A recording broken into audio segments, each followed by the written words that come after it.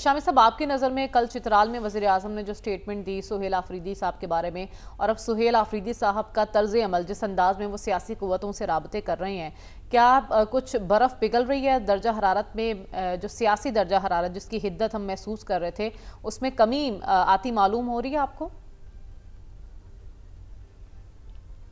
देखिए, बाजार तो यही लग रहा है और हालात में बड़ी एक बुनियादी तब्दीली आ चुकी है।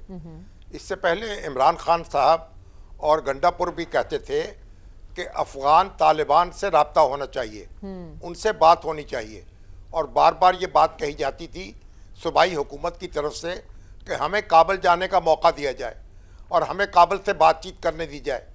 तो अब ये तब्दीली वाक़ हो चुकी है, काबुल हुकूमत से बराह रास्त मुज़ाकरात शुरू है पाकिस्तान के, और वहाँ तुर्किया के अंदर दोनों टीमें जो हैं आमने सामने बैठी हैं, और तुर्किया और कतर जो है वो सालिस का किरदार अदा कर रहे हैं। और अब इस वक्त गौर हो रहा है कि मुश्तरका को मैकेनिज़्म बनाया जाए जिसकी वजह से दहशत गर्दी जो है उसको मॉनिटर किया जा सके और उसको रोका जा सके।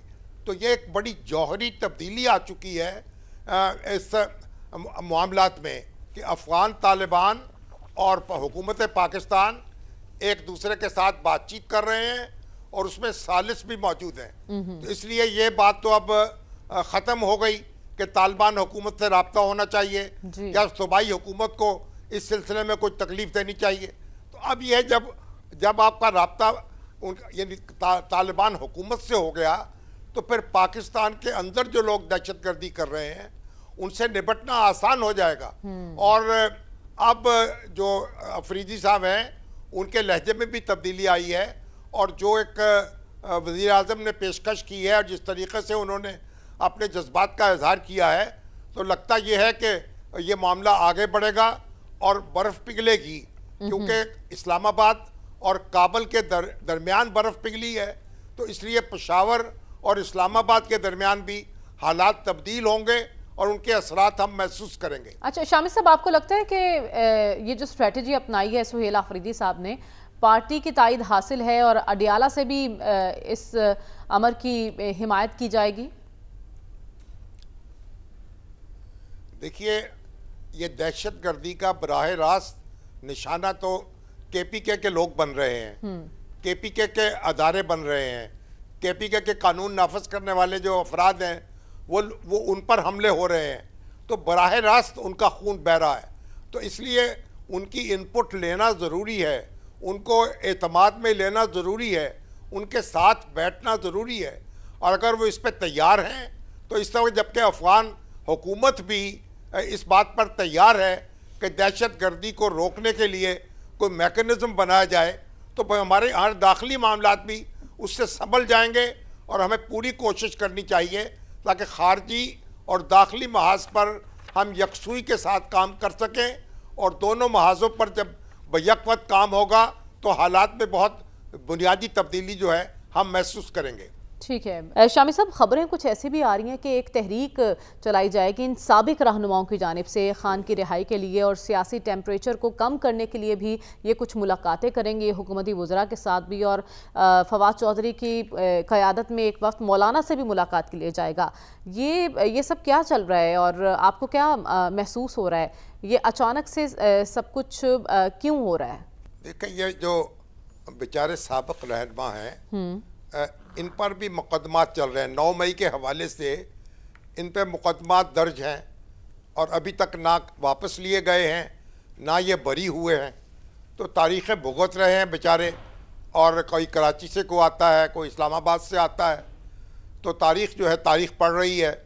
और असद उमर साहब भी थे, और यानी इमरान इस्माइल भी थे, और चौधरी फवाद साहब भी थे, और मौलवी महमूद साहब भी थे। सारे लोग यहाँ लाहौर में थे। अब इनके दिल जो हैं वो तो अभी तक इमरान खान के लिए धड़कते हैं। अच्छा। लेकिन दिमाग जो है वो और तरह से सोचता है। अब ये ना इधर या ना इस वक्त इनके लिए मुश्किल ये है कि ना तो खान साहब इनको ओन कर रहे हैं, ना पार्टी इनको ओन कर रही है, और उधर इस्टेब्लिशमेंट जो है उसका हाथ भी कोई ढीला नहीं पड़ रहा। तो ये एक बेचारे अपनी सी कोशिश कर रहे हैं कि किसी तरीके से इनकी कोई मसालेहत शामिल हो साहब, या किस मफाहमत हैसियत हो में ये या मुलाकातें कर पार्टी रहे के हैं, साथ और इनके क्या आपको लगता है कि इन रहनुमाओं का जो मुलाकात कर रहे हैं कोई सियासी वजन है या कोई मुस्तकबिल में सियासी किरदार अदा कर सकते हैं?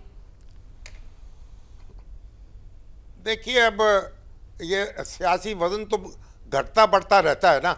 एक ज़माने में तो इनका बड़ा वजन था, और असद उमर साहब जो थे, आप देखें वो उनकी क्या शान थी, और वजारत ख़जाना जो थी उनके पास थी, और खान साहब जो थे वो सेक्रेटरी जनरल भी थे पार्टी के, और खान साहब उनकी मर्जी के मुताबिक चलते थे।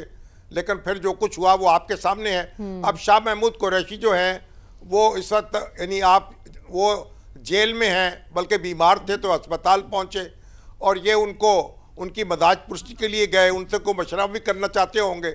अब शाह महमूद जो हैं वो बेचारे जो हैं वो उनकी तरफ तो कोई जाता नहीं है कि कोई पार्टी के जो दूसरे लीडर हैं वो उनके साथ उनका राब्ता नहीं है, ना खान साहब से कोई उनका राब्ता है, ना कोई उनकी बात सुनी जाती है।